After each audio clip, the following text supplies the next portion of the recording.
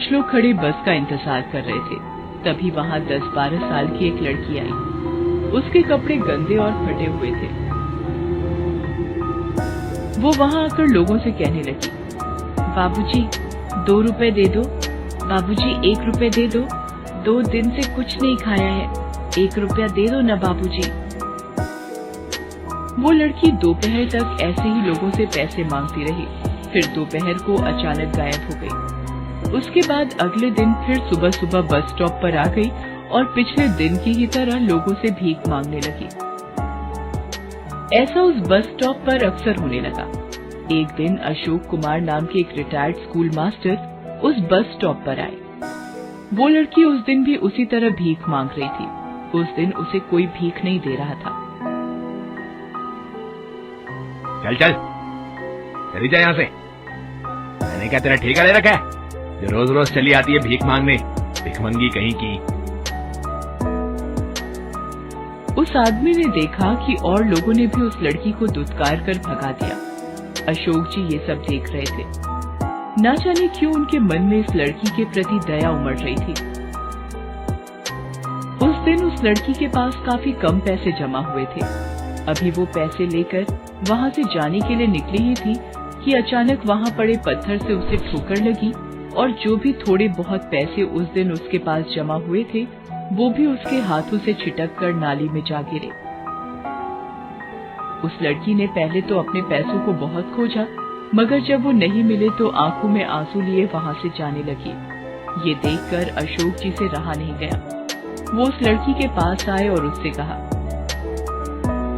नहीं नहीं बेटा, रोते नहीं है। फिर उन्होंने सोचा, इसे कुछ पैसे दे देता हूँ, लेकिन कहीं अगर ये किसी भीख मांगने वाली गिरोह से हुई तो, जो बच्चों से जबरदस्ती भीख मंगवाते हैं, या ये भी हो सकता है कि इन पैसों से ये नशा करे। इस तरह पैसे मांगकर नशा करना इन जैसे बच्चों की आम बात है। ये सब सोचकर उन्होंने कहा, अच्छा बेटा, ये बताओ कि पैसे लेकर तुम क्या करोगी? इन पैसों का मैं खाना खरीदूंगी बाबूजी। कहीं ये झूठ तो नहीं बोल रही? चलो फिर मैं तुम्हें खाना ही खरीद देता हूँ। इसके बाद अशोक जी उसे खाना खरीद कर देते हैं। खाना लेकर वह लड़की वहाँ से चली जाती है। कहीं ये खाना फेंक कर फिर से भीख मांगने ना आ जाए, इसलिए कुछ देर यहीं रुक कर देखता हूँ। अशोक जी काफी देर तक वहाँ रुके रहे, मगर वो लड़की फिर नहीं आई। अशोक जी भी वहाँ से चले गए। अगले दिन जब अशोक जी फिर से उस बस स्टॉप पर आए तो उन्हें फिर से वही लड़की दिखी जो लोगों से भीख मांग रही थी। उस दिन भी अशोक जी ने उसे खाना खरीद कर दे दिया। कुछ दिनों तक ऐसा ही चलता रहा। एक आध बार तो अशोक जी खुद भी अपने घर से खाना लाकर उस लड़की को दे देते थे। एक दिन जब अशोक जी ने उस लड़की को खाना दिया तब उनके मन में एक बात आई, आखिर ये लड़की है कौन, और क्या ये सिर्फ रोज खाने के लिए ही भीख मांगती है?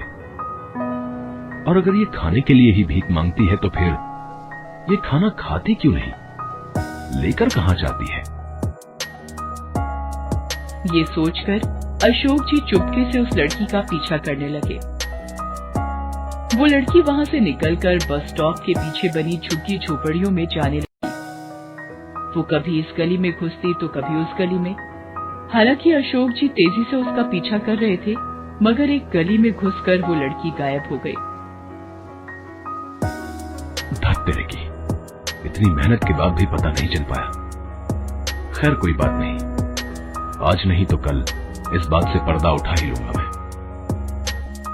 अगले दिन अशोक जी उस लड़की को देने के लिए घर से ही बना खाना लाते हैं। ले बेटा, खाना खा ले। आज तू यहीं बैठकर क्यों नहीं खा लेती? वो बाबूजी, वो मैं खा लूंगी आराम से, आप चिंता मत कीजिए। तो फिर यहीं खा ले। देखो अभी खाना गर्म भी है, बाद में ठंडा हो जाएगा तो अच्छा नहीं लगेगा।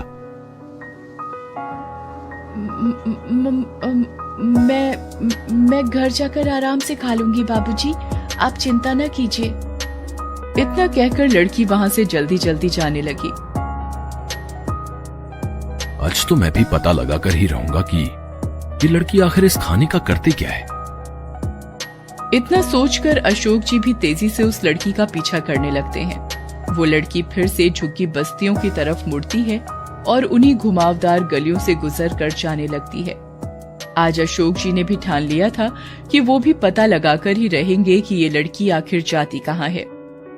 लड़की कई गलियों को पार करने के बाद एक टूटी फूटी झोपड़ी में घुस जाती है। अशोक जी भी उसका पीछा करते हुए उस झोपड़ी तक पहुंच जाते हैं और वहां की टूटी खिड़की से झोपड़ी के अंदर झांक कर देखने लगते हैं। झोपड़ी के अंदर सामान के नाम पर 2-4 बर्तन, कुछ गंदे कपड़े और 2 स्कूल के बैग पड़े हुए थे। अंदर एक टूटी हुई चारपाई पर एक औरत लेटी हुई थी। शक्ल से वो काफी बीमार लग रही थी। उसके पैरों के पास जमीन पर 7-8 साल का एक लड़का बैठा हुआ था। लड़की जब खाना लेकर अंदर घुसी तब उस लड़के ने कहा, माँ दीदी खाना लेकर आ गई। चारपाई पर पड़ी उनकी माँ भी किसी तरह उठकर बैठ गई और बोली, हाय, कैसी किस्मत है मेरी। तेरे बापू का सपना था अपने दोनों बच्चों को खूब पढ़ाएंगे, मगर उनके जाने के बाद पढ़ाना तो दूर, मैं अपने बच्चों को 2 वक्त का खाना भी नहीं दे पाती।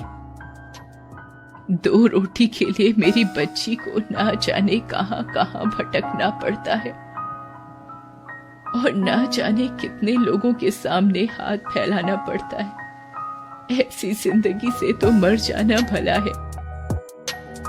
कहते कहते उस औरत की आंखों में आंसू आ जाते हैं। रो मत माँ, बस तू ठीक हो जा। भगवान ने चाहा तो मैं और बबलू एक दिन फिर से स्कूल जाना शुरू कर देंगे। तू खाना खा और फिर अपनी दवाइयाँ खा, नहीं तो तेरी तबीयत और बिगड़ जाएगी। फिर वो लड़की अपने हाथों से अपनी माँ और भाई को खाना खिलाने लगती है। ये देखकर बाहर खड़े अशोक जी की आंखें भर आती हैं। वो अपने आप को रोक नहीं पाते और झोपड़ी के अंदर चले जाते हैं।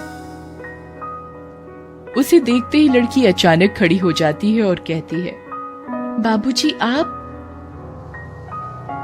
मैं सब कुछ समझ गया हूं बेटा, तुम्हें कुछ कहने की जरूरत नहीं। तभी उनकी नजर वहां पड़े स्कूल बैग पर पड़ती है। अरे वाह, तुम लोग स्कूल भी जाते हो? जाते थे, मगर अब छोड़ दिया है बाबूजी। क्यों? पढ़ाई छोड़ने का दुख नहीं हुआ तुम्हें? दुख तो बहुत हुआ था बाबूजी, मगर जब से माँ बीमार पड़ी घर में एक पैसा भी नहीं बचा था। घर में जितनी भी जमा पूंजी थी सब माँ की दवाइयों में खर्च हो गए। 2 दिन हमारे पेट में अन्न का एक दाना भी नहीं गया था।